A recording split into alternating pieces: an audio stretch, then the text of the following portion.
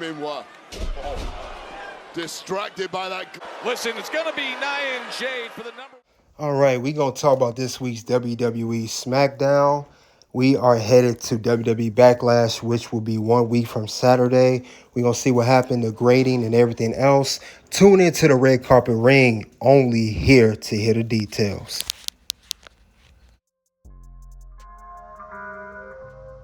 If you come at the king, you best not miss. Acknowledge us. Hey, guys, we're here at the red carpet ring. We will talk about WWE SmackDown. Randy Orton brings back the Legend Killer gimmick. Let's tune in to the red carpet rings. My review of SmackDown. Get the lights as we come in. We are going to go over each part of the show, the important parts, and go over the grading and go over other stuff that's also going to happen and predictions of what's going to happen next. Now, this is an outlook of everything that happened on WWE SmackDown for this week. We had a lot of stuff going on. We had some promos, had some segments, had a main event, had some change of events going on. But other than that, though, let's get into soon the first part of the show. Now, before we did have the first match, we did have a promo of LA Knight and Damian Priest. They had a little promo.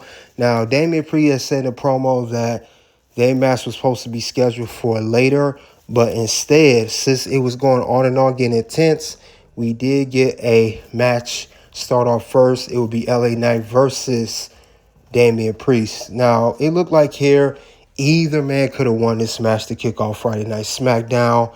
But, however, it was some near falls. Damian Priest had to raise his edge powerbomb. LA Knight had his moves. And it seemed like it was going all up in there. But other than that, the match ended disqualification for Solo. Solo got that work. Jacob Fatu came in and attacked both men. And that was the end of that match. Now, we also got here Aleister Black competing in his first match in WWE, one-on-one against The Miz, and Aleister Black still got it.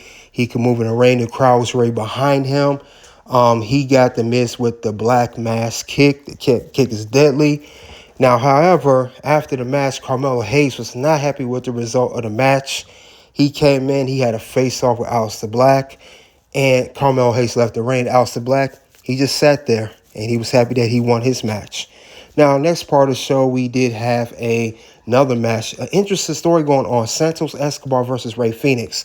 If you guys do not know, their history goes back to 2015, where Santos Escobar used to wear a mask back in independent scene days or any other promotion. But him and Rey Fenix, they are not strangers to each other. And there was a good back and forth here.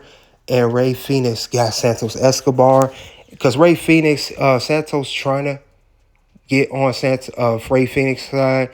Rey Fenix is not hearing it. He's not having it. And that was the end of that match. However, we got the main event.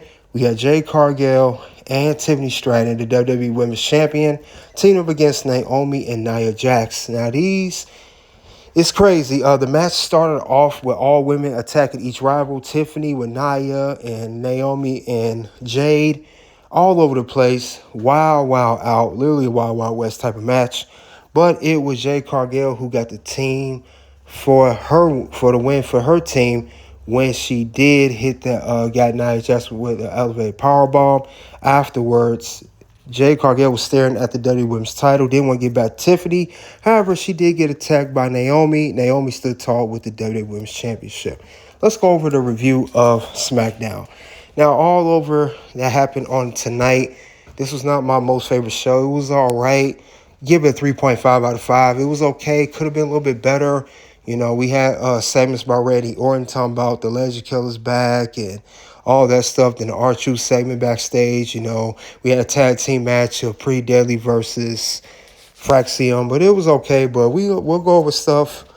There's plenty of stuff I want to talk about that I did like and did not like about the show, but we'll go over that shortly. Mostly what I did not like about this particular episode of Friday Night SmackDown, because it seemed like WWE has a pattern. They're on one week, and then they slow it down the next week. Then it's right in the middle. So I think that's where we're at. But I'm going to go over a couple things that I did not like. First, about this episode of SmackDown that I thought was kind of a doozer, low down on it. But other than that, let's first go over describe those things that I'll go over what I did like as well, and then we'll talk about what else I think could happen or not happen later on. Now, one thing I did not like particularly about this show, it was the main event. I did not like this main event. It was not orchestrated well, kind of sloppy in my opinion. I thought all women was all over the place. Jade Cargill still needs some work on the in-ring skill. Naomi was all over the place. She was all coordinated, slapping all everywhere. It was just all over the place. I was not happy about this main event, but I get it. They're trying to tell a story here. Jade Cargill is the next challenger for Tiffany's WWE Women's Championship. I get it. Another thing I didn't like, Randy Orton, his promo's starting to get a little similar. He said the same old thing, Randy Orton, he's saying, Cena, how dare you come after my legacy? The three most destructive letters RKO and blah, blah, blah, and saying that the Legend Killer, he's out to take out the next legend in John Cena. This is why I prefer Randy Orton as a heel over a babyface. Randy Orton as a babyface is okay, but he can't do it for a very long time. So I did not like that particular part either. So that was another that I didn't like. Then another issue I had too was Damian Priest. He cut that promo at LA Knight. It seemed like Damian Priest, similar to Randy Orton, he's better off as a bad guy. I do not like Damian Priest's promos. It's very, very cringe. And he just doesn't sell me over as him being a dominating big man. So I didn't like that. But however, there were some things I did like about this episode of Friday Night SmackDown. There's some things that I see where they're planting the seeds, where things are getting better and they're starting to move in the right direction as far as that goes. A few storylines, a few things I do want to discuss regarding that. So the first thing I do want to discuss regarding that did work on SmackDown this week, we'll talk about it. I will say that I was happy, at least we ain't seen in a while. Nia Jax is back. I know some people are not big on Nia Jax, but I want the storyline to finish between Nia Jax and Tiffany Stratton.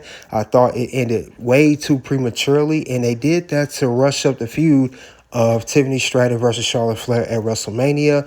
Now that is over with, they can return back to this story because Nia Jax never really properly had a feud with Tiffany. She did fight for the title, but I'm glad that that's going to be back on. Now, another thing I did like, I like Naomi when she cut her promo. She checked that dude in the yellow.